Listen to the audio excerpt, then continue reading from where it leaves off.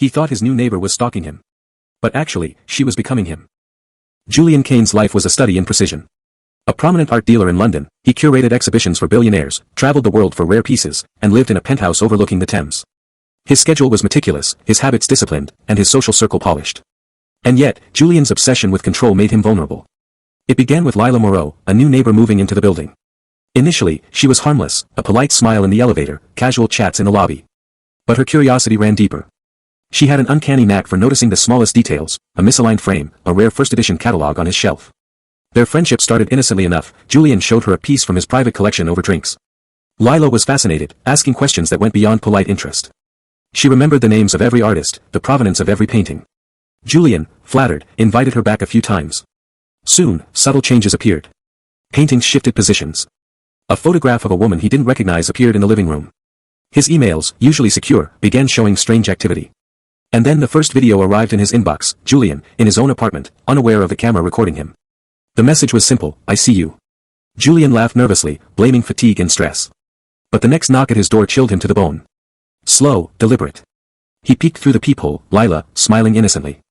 "Do you really want to play this game?" she whispered. Soon, his life became a series of disorienting events. Lila was everywhere, gallery openings, cafes, even his office meetings. She knew details only someone inside his head could know. And when Julian confided in Sophie, a coworker and old friend, Sophie began to notice inconsistencies, objects moved, schedules subtly shifted, minor incidents he couldn't explain. She warned him, but Julian dismissed her concerns. By the third month, the manipulation escalated. Lila mimicked his habits, his speech patterns, even his gestures in public. She'd attend the same events, standing at angles that mirrored his every move, her presence creating doubt in anyone who observed them. Julian's sanity frayed.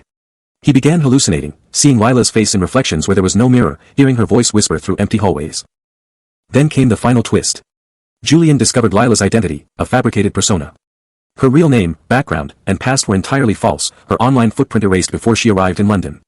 Worse, she had been following him across Europe, collecting data from previous exhibitions.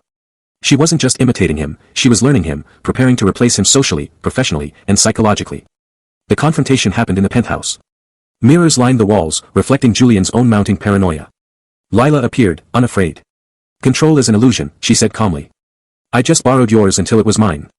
The fight wasn't physical. It was mental, a battle of perception and deception. By the end, Julian fled London, leaving possessions, job, and life behind. But wherever he went, he felt her presence, watching, learning, and waiting. In every reflective surface, every camera feed, every whisper of memory, Julian realized the cruelest truth: Lila didn't just invade his life. She had made him doubt himself so completely, he was already lost.